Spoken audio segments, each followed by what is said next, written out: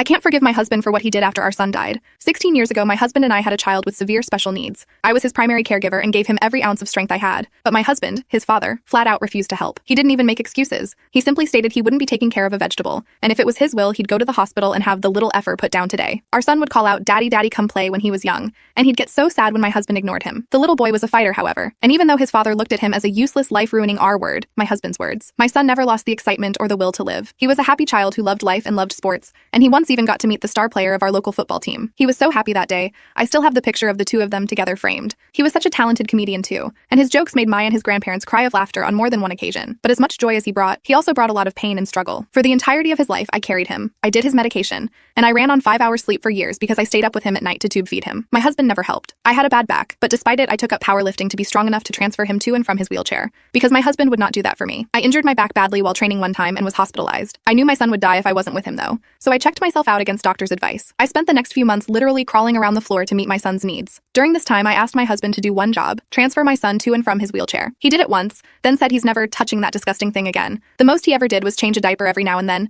and he wanted a prize for doing so. I couldn't divorce him either because I couldn't work while caring for our son. His needs got greater as he got older, as by the time he passed, he was on 6 seizure meds and was hooked on machines daily. When he passed, we knew it was coming. I was in the hospital with him, and as I kissed his forehead, he passed in my arms, peacefully, and not in pain. It was the worst moment of my life. The day he died, my husband started going on about how he wanted to spend my son's life insurance money on an expensive motorcycle. He decided that because the policy was through his work and under his name, that the money belonged to him. I wanted to put the money towards our house and object, but he went behind my back. He spent the money, all of it. He announced it by revealing the motorcycle at a family gathering and told everyone in the family I was on board with his decision. He then acted shocked when I screamed and yelled at him. He never helped take care of our son and then blew all the life insurance money. To make matters worse, he tricked one of our family friends into paying for our son's cremation. I can't forgive this man, and I am also financially trapped as I have no work history for the last 21 years. I hate this.